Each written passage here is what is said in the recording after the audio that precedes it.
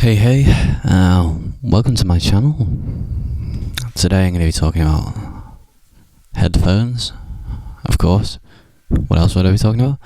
I'm going to be talking about these, like, in-ear microphone, not in-ear microphones, in-ear monitors, sorry, IEMs, so that's in-ear monitors. These are really cheap. They're like £15 or something like that. Like, oh my word, like so cheap. Like they're called KZ, like dash ZST or something, like hyphen ZST. So that's KZ hyphen ZST.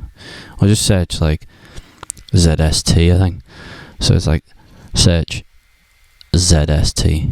Come in a nice little box. Ooh. They don't require any sort of like ear moulds or anything. It's just plug and play, which is great. Anyway, so I'm going to compare, well, not compare, but I'm just going to see what the differences are between these two.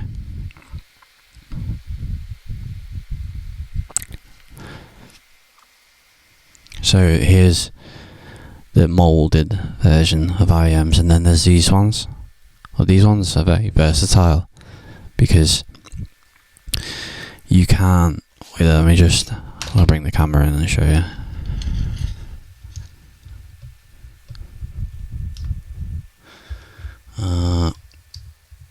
Let's just bring that down. Let's turn the camera on.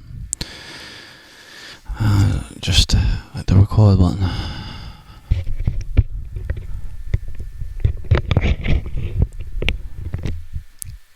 So I've got these ZST, like cheaper version of IEMs, which really just plug and play, so anyone can wear these, so you can go on stage if you just give them a little clean or something. But just, and what I'm trying to say is they're really very versatile, so you could use them on any show, like, and someone could come up and just use them straight away. Whereas with the likes of the IEM ones, these ones, you just, one person, so you can only use them on one person. So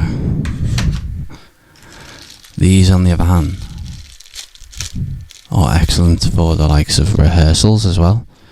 So if you're in rehearsal and you've got a very expensive pair of IEMs, you might want to get comfortable using these. But then, as you're just rehearsing and knocking around the studio or rehearsing, like in a rehearsal room, just leave them lying around. You might want to just leave them on your keyboard, but leaving them on your keyboard or leaving these on your keyboard, I think I'd rather leave these on. Just I don't mind if they get a bit, sort of dropped around the room, don't mind. But these, on the other hand, I'm going to be a bit more careful with. So these are great because you can just pick a pair up really cheap, and then they're really easy replaceable as well. So you could just, obviously you wouldn't want to have to replace them, but yeah, easier to replace than the likes of these. If you lose these, you're going to be in trouble. I wouldn't want to lose them.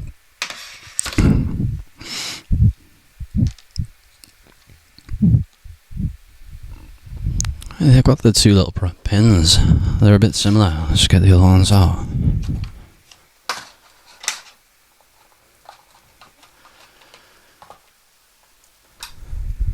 Yeah, so I just need the cables out the way.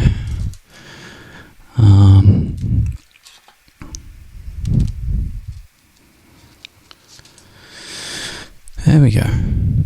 So you've got likes of these ones, the same sort of pin kind of idea.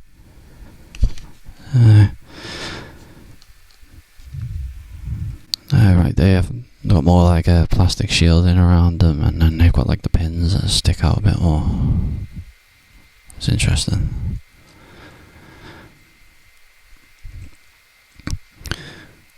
So yeah, they've got a very similar sort of idea. They look a bit more Yeah, so for the money, we can't really argue with them. Pick them up really cheap on like some Amazon.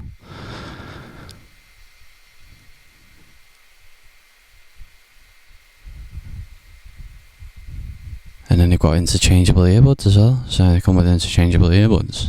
So you can change. So different people might have different size ears, so you can just change them out.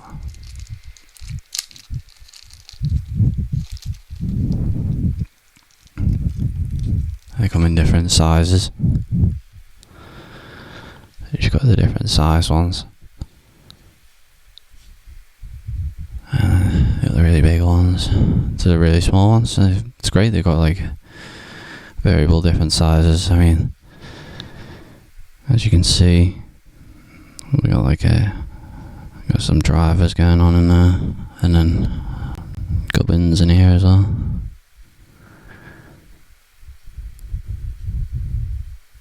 This one's got like some sort of metal like shield to stop like earwax going in. I'd imagine. Just clean the top of it, give it a wipe out with maybe like an earbud or something. Whereas this one you have to go in and like get in there and clean it like a tip. Is it? It's like the ACS one, just like a bit of a longer, cleaning tip.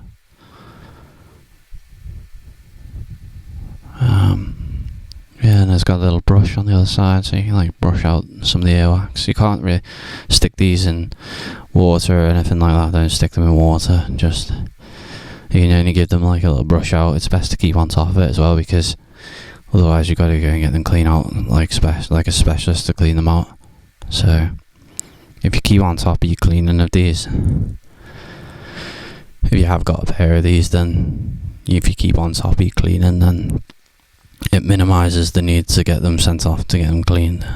So just give them a little wipe, like with some sort of non-alcoholic wipe, and then just clean the Q-tip down there and just get the wax out. Okay, so that's the pair of them compared.